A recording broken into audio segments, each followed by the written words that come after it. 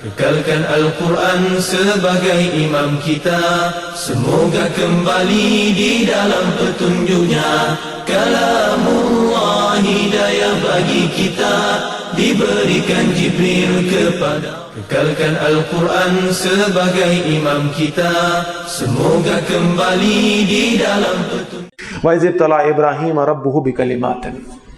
اب تحویل قبلہ کی بات آنی ہے، بڑا خوبصورت مقام ہے، ذرا اس کو سمجھیں. قبلہ تھا مکہ میں مسجد اقصی، اور اب قبلہ تبدیل ہو کے کدھر جانا ہے؟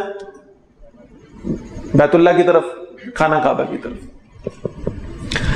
تو تحویل قبلہ کے لیے اس قبلے کی اہمیت کا ادراک ضروری، اور جب قبلے کی اہمیت اور عظمت کی بات آئے گی تو اس قبلے کو کی تعمیر نو کرنے والے نبی کی عظمت کا تذکرہ بھی ہوگا. اور وہ کون ہے؟ حضرت ابراہیم علیہ السلام. یہ ایسے نہیں ہے کہ رینڈملی بات چل رہی تھی، مشرکوں کی بات آ گئی، اس کے بعد پھر حضرت ابراہیم کا، ایسا رینڈم نہیں ہے. اللہ کا کلام پورا نظم ہے، اس قرآن میں پوری ترتیب ہے. تحویل قبلہ کا ٹاپک شروع ہوا ہے، اور اب بیت اللہ کی بات آنی ہے، اور بیت اللہ کی بات آنے سے پہلے بیت اللہ کی تعمیر نو کرنے والے حضرت ابراہیم علیہ السلام کا تذکرہ آ گیا کہ کیسے انہوں نے اس کی بنیادوں کو اٹھایا تھا. وَإِذِ ابْتَلَىٰ إِبْرَاهِيمَ رَبُّهُ بِكَلِمَاتٍ. یاد کرو جب ابراہیم علیہ السلام کو آزمایا ان کے رب نے بہت ساری باتوں سے، فَأَتَمَّهُنَّ، تو انہوں نے ان سب کو پورا کر دیا. قَالَ إِنِّي جَاعِلُكَ لِلنَّاسِ إِمَامًا. اللہ تعالیٰ نے فرمایا میں آپ کو ایک انعام دوں گا اپنی طرف سے، اور وہ انعام یہ ہوگا میں آپ کو لوگوں کا امام بنا دوں، پوری انسانیت کا امام. حتیٰ کہ خود رسول اللہ صلی اللہ علیہ وسلم کو اور اللہ کے رسول صلی اللہ علیہ وسلم کی امت کو بھی حکم دیا گیا کہ ابراہیم علیہ السلام کے راستے کی پیروی کریں. قربانی کا وقت آیا، لوگوں نے اللہ کے رسول صلی اللہ علیہ وسلم کے حکم پہ قربانی کی، اور پھر پوچھا ما هذه الاضاحی یا رسول اللہ صلی اللہ علیہ وسلم، اللہ کے رسول صلی اللہ علیہ وسلم یہ قربانی کیا ہے؟ آپ صلی اللہ علیہ وسلم نے فرمایا سنت ابیکم ابراہیم، یہ تمہارے باپ ابراہیم علیہ السلام کی سنت ہے، اسے اللہ نے جاری کر دیا قیامت تک کے لیے، تمہیں ان کی پیروی کرنی. تو ہم نے آپ کو تمام انسانوں کا امام بنایا ہے. قال ابراہیم علیہ السلام نے عرض کیا ومن ذریتی، اور میری اولاد میں سے بھی. قال اللہ تعالیٰ نے فرمایا لا ینال عہد الظالمین، یہ سٹیٹس کو نہیں چلے گا. آپ کی اولاد میں سے جو آپ کے راستے پہ چلے گا فضیلت پالے گا، لیکن میرا وعدہ ظالموں کے ساتھ نہیں ہے. وہ لوگ جو آپ کا راستہ چھوڑ دیں گے، وہ لوگ تو جو چاہے ہوں گے تو آپ کی اولادی میں سے، لیکن آپ کے راستے سے منحرف ہو جائیں گے، ان کے ساتھ میرا یہ وعدہ نہیں ہوگا. وَإِذْ جَعَلْنَا الْبَيْتَ مَثَابَةً لِلنَّاسِ وَأَمْنًا، اور یاد کرو جب ہم نے بنایا اس گھر کو یعنی بیت اللہ کو لوگوں کے لیے بار بار آنے کا مرکز اور امن کی جگہ بھی. وَاتَّخِذُوا مِن مَقَامِ إِبْرَاهِيمَ مُصَلَّى، اور ہم نے کہا مقام ابراہیم کو مصلی بنا لو. وَأَعِدْنَا إِلَىٰ إِبْرَاهِيمَ وَإِسْمَاعِيلَ، اور ہم نے ابراہیم علیہ السلام اور اسماعیل علیہ السلام سے عہد لیا تھا أَن طَهِرَ بَيْتِيَ لِلطَّائِفِينَ، کہ تم دونوں میرے گھر کو پاک رکھو گے طواف کرنے والوں کے لیے. اس کا یہ صرف مطلب نہیں ہے کہ صفائی ستھرائی کا انتظام ہوگا اور وہاں پر باقاعدہ جھاڑو پونچھا ہوا کرے گا، یہ مطلب نہیں تھا. نبیوں کی سے بات ہو رہی تھی، اور یہ اس سے مراد کیا ہے اس کو سمجھ لیں. تم اللہ کے گھر کو شرک سے پاک رکھو گے. مشرکین مکہ دعویٰ کرتے تھے ہم دین ابراہیمی پر ہیں. انہیں بتایا گیا کہ ابراہیم علیہ السلام کا دین شرک نہیں تھا، وہ تو توحید کو ماننے والے تھے. اور تم نے اللہ کے گھر کے اندر جس کے لیے اللہ نے عہد لیا تھا کہ اس میں شرک نہ کرنا ہے، اس کو شرک کی گندگی سے پاک رکھنا، تم نے اللہ کے گھر کے اندر 360 بت لا کے رکھ لیے، اور تم کہہ رہے ہو ہم ابراہیم علیہ السلام کے دین پہ چل رہے ہیں.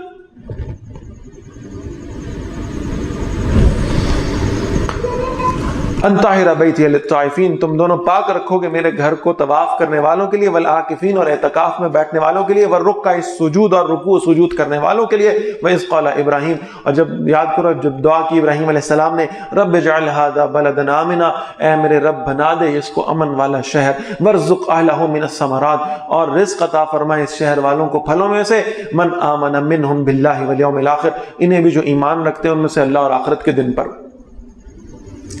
یعنی آپ دیکھیں کہ وہ شہر جو صحرا تھا، جس میں ریت ہی ریت تھی، جس میں پانی کا کوئی امکان ہی نہیں تھا۔ ابراہیم علیہ السلام نے دعا کی یا اللہ ان کو پھل کھلا، تو اللہ نے پھلوں میں سے سب سے بہترین پھل یعنی کھجور کی سرزمین بنا دیا اسے۔ یہ نبی کی دعا کی برکت ہے۔ اور ذرا آپ سوچیں کہ اگر نبی کی دعا کی برکت سے صحراؤں میں کھجوروں کے تنے لگ جائیں اور وہ پھل دینے لگیں، تو جب میرا نبی میرے اور آپ کے لیے راتوں میں دعا کر کے گیا تھا تو میرے دل کی بنجر زمین میں سے پھل کیوں نہیں نکل رہے ہیں؟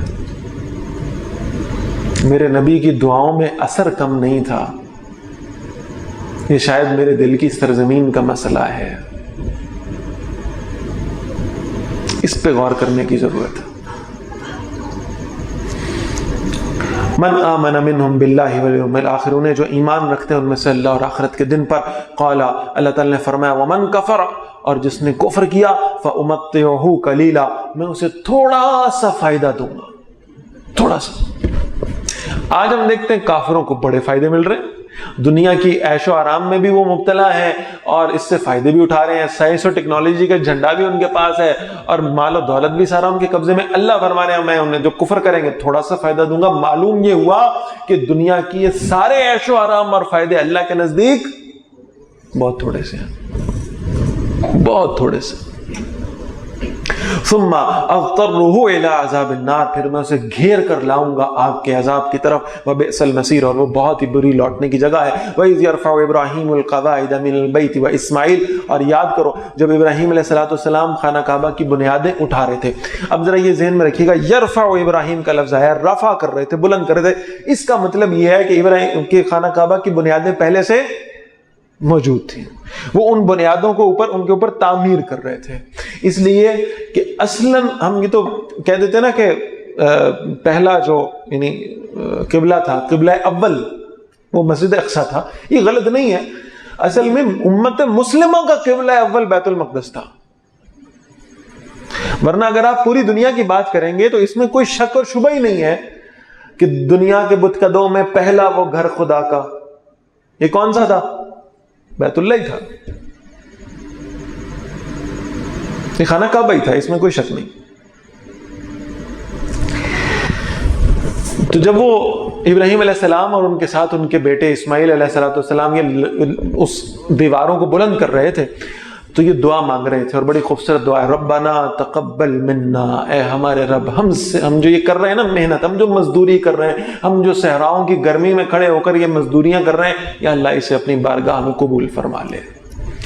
انک انت السمیع العلیم، بے شک تو سب کچھ سننے والا، سب کچھ جاننے والا ہے۔ ربنا وجعلنا مسلمین لک، اے ہمارے رب ہمیں مسلمان بنا کے رکھنا، ہمیں اپنا فرما بردار۔ نبی دعا مانگ رہے ہیں بھائی، دو نبی ہیں اللہ کے اور دونوں دعا مانگ رہے ہیں، ہمیں مسلمان رکھنا، ہمیں اسلام پر رکھنا، ہمیں فرما برداری پر رکھنا، ومن ذریتنا، اور ہماری اولادوں میں سے بھی امتا مسلمۃ لک، ایک فرما بردار امت رکھنا، وارنا مناسکنا، اور یا اللہ ہمیں اپنی عبادت کے طریقے سکھا دے، وتب علینا، اور ہم پر نظر کرم فرما، انک انت التواب الرحیم، بے شک تو رحم کرنے والا اور نظر کرم فرمانے والا ہے۔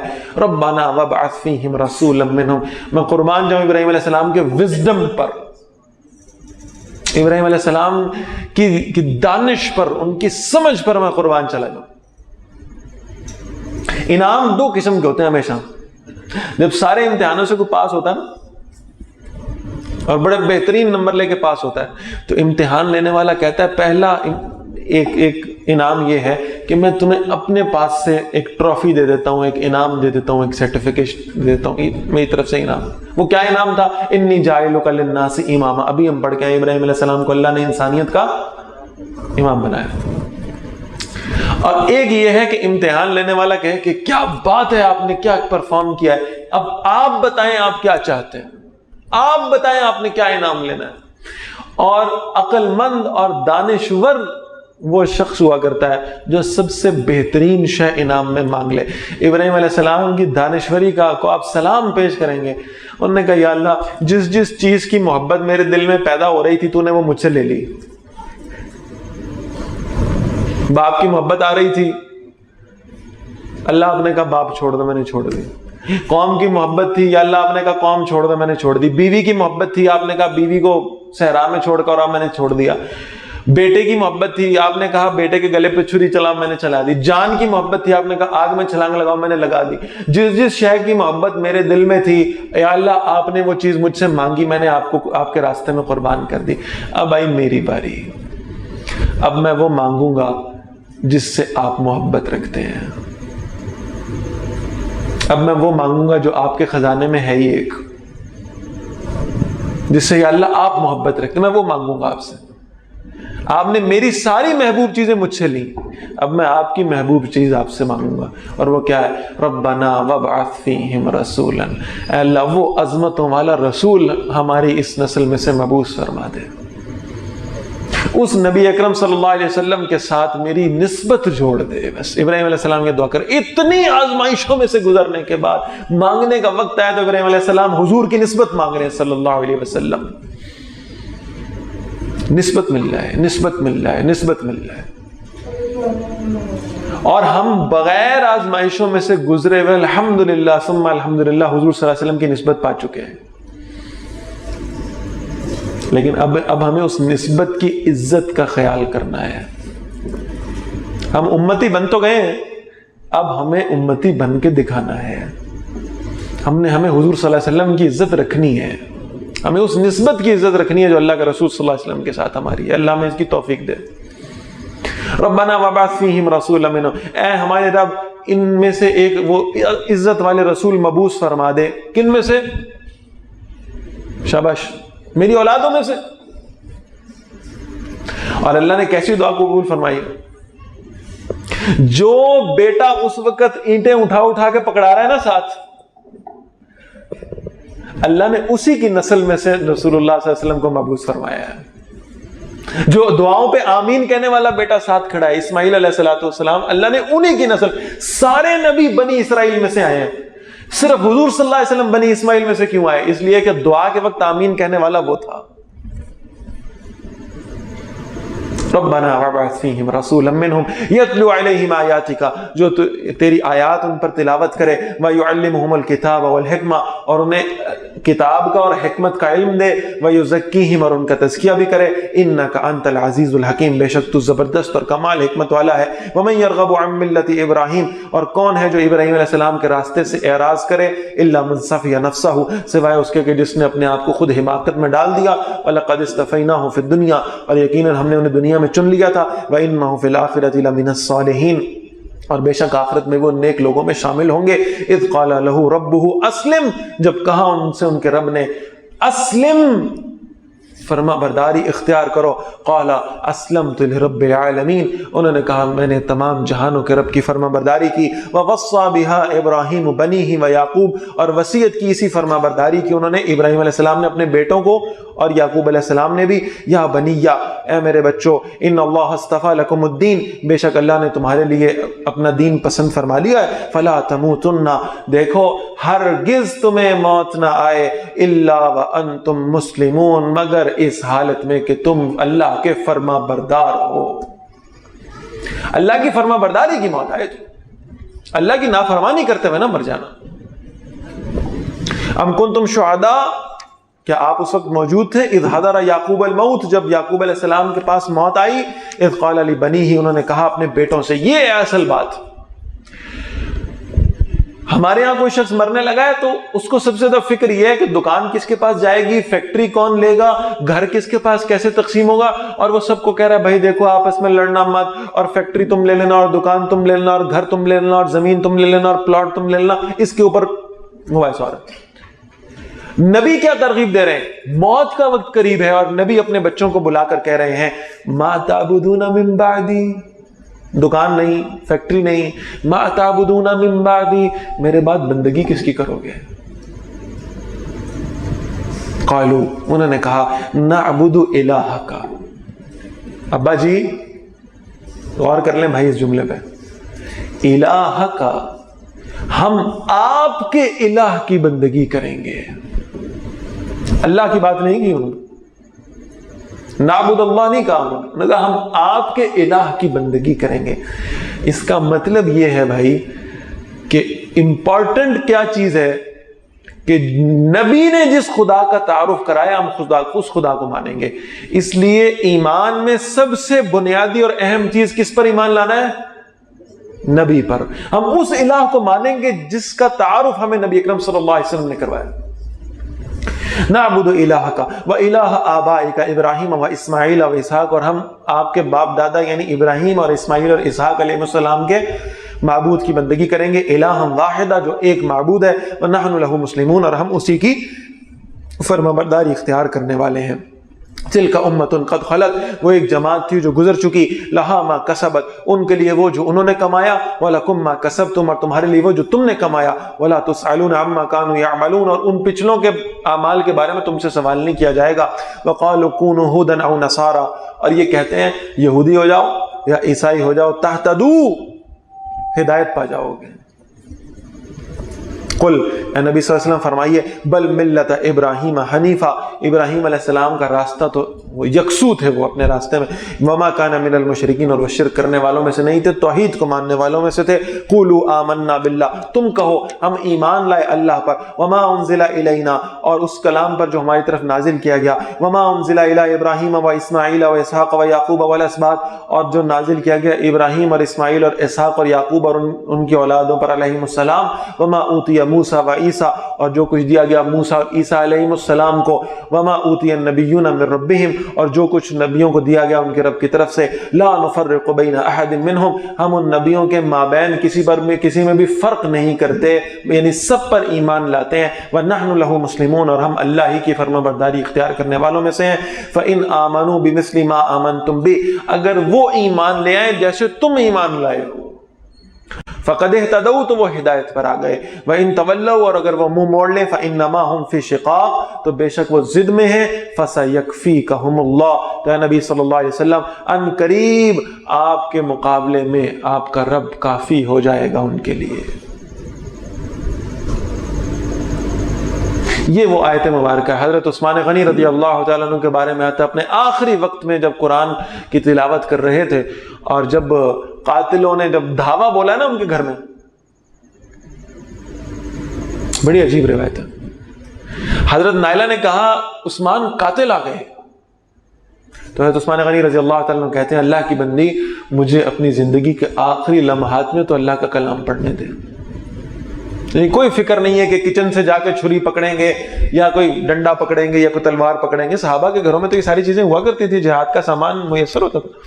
انہیں یہی فکر ہے کہ آخری لمحات میں بھی اللہ کا قرآن پڑھ لیں. وہ قاتل آ گئے، انہوں نے پہلا وار کیا، دایاں ہاتھ جسم سے کٹ کے گر گیا. جسم سے کٹ کے دایاں ہاتھ. تو یہ تکلیف ہونا کہ ہاتھ الگ ہو گیا ہے اور خون بہ رہا ہے اور درد اور تکلیف کی شدت ہے، اس کی بجائے عثمان غنی رضی اللہ تعالیٰ عنہ کی زبان مبارک سے بے ساختہ نکلا، اے اللہ کے بندو، تم نے وہ ہاتھ میرے جسم سے الگ کر دیا جس ہاتھ سے میں قرآن لکھا کرتا تھا. جس ہاتھ سے اللہ نے وحی کی کتابت کا کام لیا تھا، وہ ہاتھ میرے جسم سے الگ ہو گیا. اس بات کا دکھ ہے. اور جب انہوں نے وار کیا تو خون کے چینٹے پڑے. آج بھی قرآن کا وہ مصحف محفوظ ہے جس پہ حضرت عثمان رضی اللہ تعالیٰ کے خون کے چینٹے موجود ہیں، اور وہ خون کے چینٹے عین اس جگہ پر پڑے. فَسَيَكْفِيكَهُمُ اللَّهُ، ان کے مقابلے میں اللہ آپ کے لیے کافی ہے. آپ نے اللہ پہ بھروسہ کرنا ہے. جس کے ساتھ اللہ ہے اسے اور کسی شے کی ضرورت نہیں. وَهُوَ السَّمِيعُ الْعَلِيمُ، اور وہ سب کچھ سننے والا اور سب جاننے والا ہے. صبغۃ اللہ، اللہ کا رنگ اختیار کر لو. اپنے رنگ چھوڑ دو، اپنی برادری کے رنگ چھوڑ دو، اپنی عقل کے رنگ چھوڑ دو، اپنی سائنس کے رنگ چھوڑ دو. اللہ کا رنگ اختیار کر لو، اللہ کے رنگ میں رنگ جاؤ. وَمَنْ أَحْسَنُ مِنَ اللَّهِ صِبْغًا، اور اللہ کے رنگ سے زیادہ خوبصورت کیا ہو سکتا ہے. وَنَحْنُ لَهُ عَابِدُونَ، اور ہم تو اسی کی بندگی کرنے والے ہیں. قل، اے نبی صلی اللہ علیہ وسلم ان سے پوچھیں اتحاجوننا فی اللہ، کیا تم ہم سے اللہ کے بارے میں جھگڑا کرتے ہو، وہو ربنا وربکم، وہ ہمارا رب اور تمہارا رب، ولنا اعمالنا ولکم اعمالکم، اور ہمارے لیے ہمارے اعمال اور تمہارے لیے تمہارے اعمال، ونحن لہ مخلصون، اور ہم اللہ ہی کے ساتھ خالص ہیں، اللہ ہی کی بندگی کرنے والے ہیں، اللہ ہی کے وفادار ہیں۔ ام تقولون ان ابراہیم و اسماعیل و اسحاق، کیا تم کہتے ہو کہ بے شک ابراہیم اور اسماعیل اور اسحاق وَيَعْقُوبَ وَالْأَسْبَاطِ، اور یعقوب اور ان کی اولادیں علیہم السلام، کانوا ہودن او نصارا، وہ یہودی یا عیسائی تھے؟ یعنی یہودی بھی اپنے نسبت جوڑے ابراہیم علیہ السلام کے ساتھ اور کہہ رہے ہیں وہ بھی یہودی تھے۔ قل، اے نبی صلی اللہ علیہ وسلم ان سے پوچھیں، اَأَنْتُمْ أَعْلَمُ أَمِ اللَّهِ، کیا تم زیادہ جانتے ہو کہ اللہ زیادہ جانتا ہے؟ یعنی یہودیت شروع ہوئی ہے موسیٰ علیہ السلام سے، عیسائیت شروع ہوئی ہے عیسیٰ علیہ السلام سے، ابراہیم علیہ السلام ان سے بہت پہلے تھے، یعقوب علیہ السلام ان سے بہت پہلے تھے، اسحاق علیہ السلام ان سے بہت پہلے تھے۔ یہ یہودیت اور عیسائیت کو تو آغاز ہی ان کے بعد ہوا ہے، تم کیسے ابراہیم علیہ السلام کو یہودی یا عیسائی ثابت کرنے پہ تلے ہوئے؟ وَمَنْ أَظْلَمُ مِمَّنْ كَتَمَ شَهَادَةً عِنْدَهُ مِنَ اللَّهِ، اور کون زیادہ ظالم ہے اس سے جس نے وہ گواہی چھپائی جو اللہ کی طرف سے اس کے پاس ہے۔ وَمَا اللَّهُ بِغَافِلٍ عَمَّا تَعْمَلُونَ، اور اللہ بے خبر نہیں ہے اس سے جو عمل تم کر رہے ہو۔ تِلْكَ أُمَّةٌ قَدْ خَلَتْ، وہ ایک جماعت تھی جو گزر چکی، لَهَا مَا كَسَبَتْ، ان کے لیے وہی کچھ ہے جو انہوں نے کمایا، وَلَكُمْ مَا كَسَبْتُمْ، اور تمہارے لیے وہی کچھ ہے جو تم نے کمایا، وَلَا تُسْأَلُونَ عَمَّا كَانُوا يَعْمَلُونَ، اور تم سے نہیں پوچھا جائے گا اس کے بارے میں جو عمل وہ کرتے رہیں، یعنی ان کے اعمال ان کے ساتھ، تمہارے اعمال تمہارے ساتھ، تم نے اپنے اعمال کا جواب دینا ہے، لہٰذا اپنی جواب دہی کی تیاری کر لو۔ اللہ کے رسول صلی اللہ علیہ وسلم فرماتے ہیں حاسبوا قبل ان تحاسبوا، اپنا حساب خود کر لو اس سے پہلے کہ تمہارا حساب کر لیا جائے۔ اللہ کے فضل و کرم سے پہلا پارہ ہم نے مکمل کر لیا ہے۔ اقول قولی ھذا واستغفر اللہ لی ولکم ولسائر المسلمین والمسلمات۔ Kekalkan Al-Quran sebagai imam kita, semoga kembali di dalam petunjuknya. Kalamullah hidayah bagi kita, diberikan Jibril kepada. Kekalkan Al-Quran sebagai imam kita, semoga kembali di dalam petunjuknya. Kalamullah hidayah bagi kita.